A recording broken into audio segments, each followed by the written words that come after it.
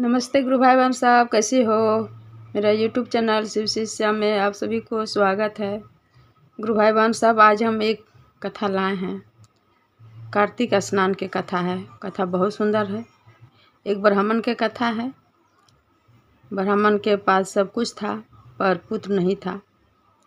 कैसे कार्तिक भगवान उनको पुत्र देते हैं, इसी के आधार कथा है।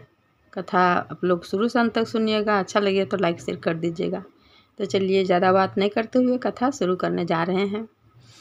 एक ब्राह्मण थे। ब्राह्मण के घर में तो धन दौलत से भरा पड़ा था, बहुत धन था। उन लोग पति पत्नी दोनों कार्तिक का स्नान करते थे। बहुत दिन से उन लोग कार्तिक का स्नान करते थे। हर साल कार्तिक में पूरा महीना स्नान करने के लिए जाते थे बाहर। प्रयागराज वगैरह कहीं कहीं बाहर तीर्थ स्थान उन लोग जाते थे। ये ज़्यादा हो गया, बुढ़ापा हो गया उन लोग को। तो जो ब्राह्मणी थी वो ब्राह्मण से कहती है कि हे प्रभु, हम कैसे अब नहाने जाएंगे। मेरा ये इतना हो चुका है, हम थक चुके हैं, तो हम कैसे नहाने जाएंगे। घर में कौन रहेगा, घर कौन संभालेगा। और घर बाहर में हम काम करते करते भी थक गए हैं, कैसे नहाने जाएंगे। सोचते हैं कि मेरा भी एक बेटा बहू रहता तो घर जरूर संभालता, और हम चले जाते स्नान करने के लिए। घर संभालती बहू, खुशी से रहती अपना। ब्राह्मण से बोली। ब्राह्मण बोले तो ठीक है, तुमको बहू की ज़रूरत है, ठीक है, सोचेंगे, किस्मत में होगा तो बहू बेटा सब मिलेगा। यही सोच के और वो घाट से दूसरी घाट तरफ सोचते सोचते ब्राह्मण जा रहे थे कि एक कन्या वहाँ खेल रहे थे। बच्चा खेल रहा था तो एक बच्ची ने छोड़ के जाने लगी। बहुत सुंदर घर बनाई उन लोग, बालू के रेत में खेल रही थी और वहाँ बहुत सुंदर घर बनाई। तो एक बच्ची जो थी वो छोड़ के जा रही थी, और एक बच्ची कहती है कि ना हम कैसे चल जाएं, इतना सुंदर मेरा घर बना हुआ है, हम घर के छोड़ के कैसे जाएंगे। नहीं, हम नहीं जा सकते ये घर के छोड़ के। वो ब्राह्मण वहाँ खड़ा थे सुन के बच्ची के बात, और ब्राह्मण के अंदर से लगा कि यही लड़की है जो मेरे घर में ठीक रहेगी, मेरे घर के बहू बनेगी, इससे ही लड़की को बनना चाहिए। वो ब्राह्मण को देख के और लड़की थोड़ा सा पका गई और उठ के जाने लगी। ब्राह्मण से कुछ भी नहीं बोली। ब्राह्मण पीछे पीछे, लड़की आगे आगे। जब वो लड़की अपना घर पहुंची है, अपना माँ पिता के घर, तो वहाँ ब्राह्मण भी पहुंच गए। और ब्राह्मण बोलते हैं कि ये बेटी आपकी है। वो किसान बोले हाँ मेरी बेटी है। ब्राह्मण बोले ये बेटी को हम ले जाएंगे, क्या हमको दीजिएगा। बहू बोल के हम ले जाएंगे, अपने बहू बनाएंगे घर के, हमको दीजिएगा। किसान बोले हम एक गरीब किसान हैं, आप इतना बड़े ब्राह्मण हैं, मेरा कहाँ इतना ये है जो हम अपना बेटी को आपको दे सकते हैं बहू बोल के। ब्राह्मण बोले कोई बात नहीं, मेरा जो भी है तेरी बेटी को ही होगा, आप हमको बेटी को दे दीजिए, हम बहू बना के अपना घर में रखेंगे। किसान बोले स्वीकार कर लिए किसानी बात को। बोले ठीक है, आपको जो इच्छा। हम तो एक गरीब किसान थे, हम बेटी को शादी भी नहीं कर पाते। अगर मेरा बेटी को किस्मत में लिखा है ब्राह्मण के घर का बहू बनने के लिए, तो ऊपर वाला मालिक वो विदा दे दिए किसान। ब्राह्मण अपना घर में लेके आ गए। लड़की को घर में लेके आए और घर में बोले कि बहू तुम घर संभालो। पंडिता ने बोली कि ये आप कहाँ से ले आए इसको उठा के। ब्राह्मण बोलते हैं हम लाए हैं ना, ते बहू की जरूरत था, हम तेरी घर के बहू ला दिए हैं।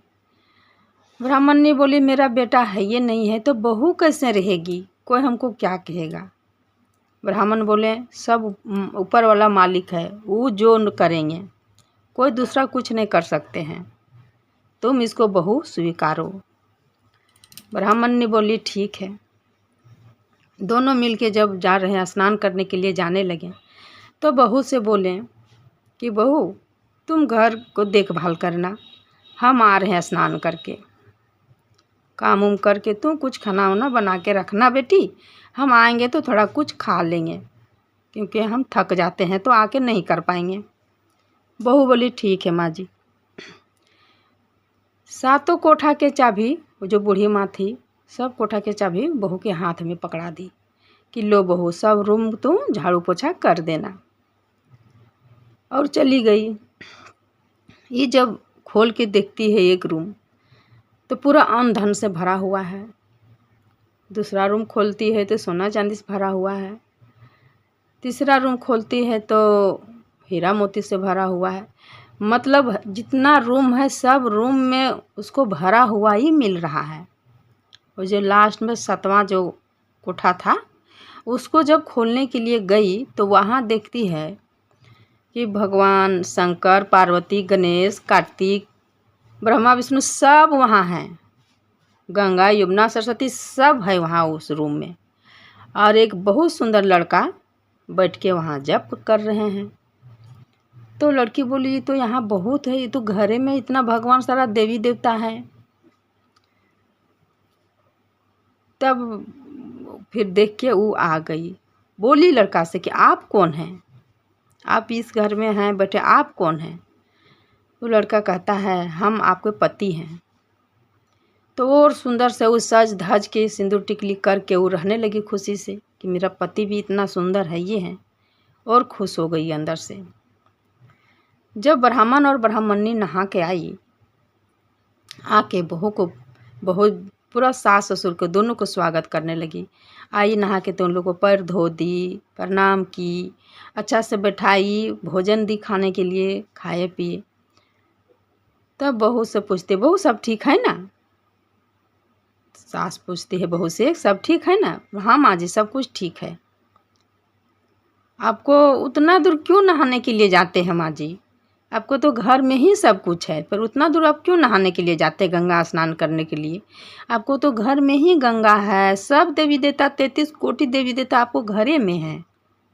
तो सास चौंक जाती है, बोलती है मेरा घर में सब गंगा यमुना है, 33 कोटि देवी देवता है, कहाँ है। तो बोलती है बहू कि 7वां कोटि में है, वहाँ जब आपका बेटा जो पूजा करते हैं, देखते हैं पूजा पूरा ध्यान से बैठे हैं, पूजा कर रहे हैं, आप उतना दूर स्नान करने के लिए क्यों जाते हैं। चौंक गई जो ब्राह्मणी थी कि बहू हमको क्या कर रही है। बहू बोली माँ जी सास ससुर दोनों को, ब्राह्मण और ब्राह्मणी को दोनों को ले गई 7वां कोटि दिखाने के लिए। तो वहाँ देखती है कि बहुत सुंदर एक लड़का पूजा कर रहे हैं, वहाँ अपना ध्यान में बैठे हुए हैं। बहू तो बोलती देखिए आपको बेटा यहाँ पूज रहे हैं, देखिए गंगा यमुना सरस्वती सब बह रही है यहाँ पर ही, 33 कोटि देवी देवता चारों बगल से बैठे हुए हैं, तो उतना दूर नहाने के लिए जाते हैं। माँ बूढ़ी जो थी ब्राह्मणी वो चौंक गई कि बेटा मेरा कहाँ से आ गया, अब कोई हमको क्या कहेगा कि किसका बेटा भी उठा के ये ले आया है ब्राह्मण, और किसका बेटी को भी उठा के ले आया है और बेटा बहू बना लिया है।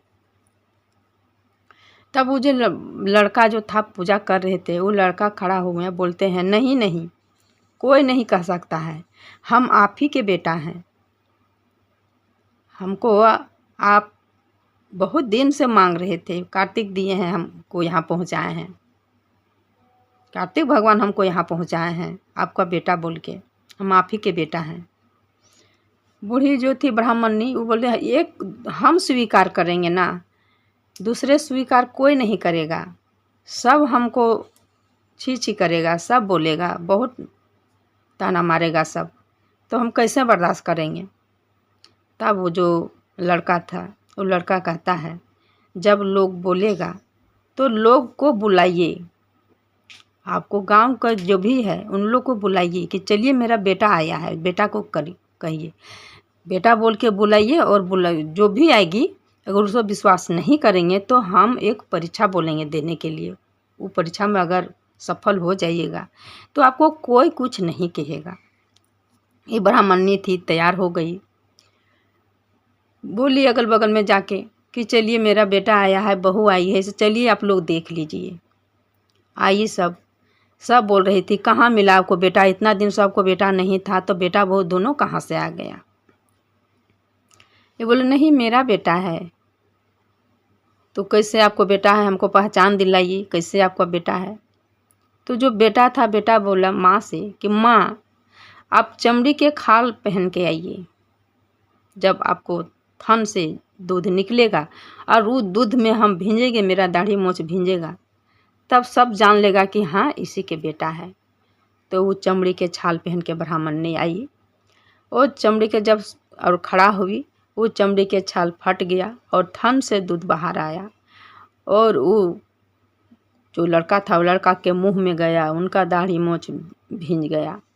सब लोग देखा, सब ताली मारा कि हाँ आप ही का बेटा है। सब स्वीकार कर लिया और उस घर में बेटा बहुत खुशी से रहने लगे। तो हम भी कहते हैं कि हे कार्तिक भगवान, जिसका भी कमी है इसी तरह से सबको पूरा करिए। जो भी बेटा की कमी है, बेटी की कमी है, उन लोगों को भी पूरा करिए और खुश रखिए। तो दोस्तों देखिए कार्तिक नहाने का फल क्या मिलता है, बहू बेटा दोनों मिल गया उनको। तो आज का कहानी मेरा यही रहता है। उम्मीद करती हूँ कि आप लोग को सुन के अच्छा लगा होगा। लाइक कर दीजिएगा, शेयर कर दीजिएगा, कमेंट बॉक्स में हर हर महादेव जरूर लिखिएगा।